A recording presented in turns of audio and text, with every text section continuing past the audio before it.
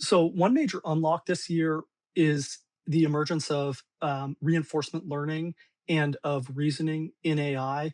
Effectively, these techniques solve for the reliability issue and hallucinations, which is the biggest drawback of AI. So if you think about it as a consumer, just in terms of trust, if your model is hallucinating, it's a lot tougher to trust that model. And that's even amplified for business users where they can't, as a business, give wrong answers and have hallucinations in their business workflow. And so, really, what we've seen this year is that reasoning and that RL has gotten a lot better. And the anecdote I like to point to explain what reasoning and RL really looks like is imagine two scenarios. One is you have a math test, and all you've done is you've skimmed the math textbook.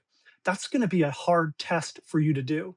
The other example, which is closer to RL and to reasoning models, is imagine you've skimmed the math textbook and then you've done all of the practice questions a couple times at the end of every chapter, and then you take the test. Your answers are probably going to be a lot better for that test and more reliable, and you'll feel better about the output. And whoever is grading that test is probably going to feel better about the output as well. That's the unlock and that's the opportunity that we have with RL and reasoning in models. And it really gets at that heart of hallucination reliability that's held models back in terms of adoption. And you've probably even seen this as a consumer.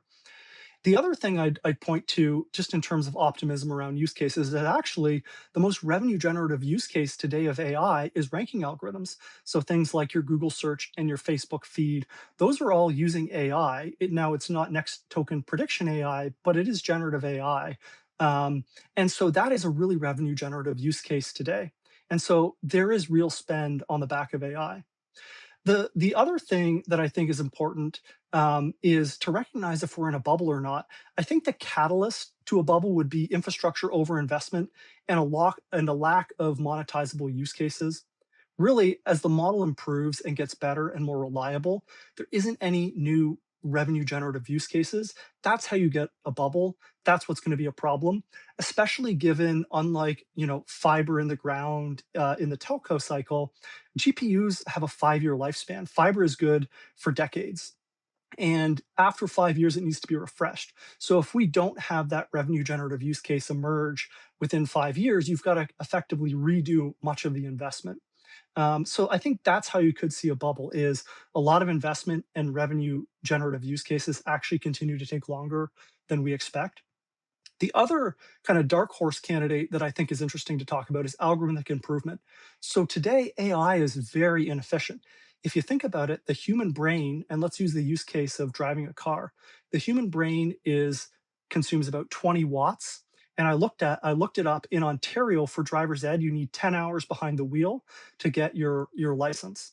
If you just compare that with Waymo, Waymo has tens of billions of simulated road hours to get to where it is today, and it's still not broadly deployed, and it uses many, many kilowatts per car to get there.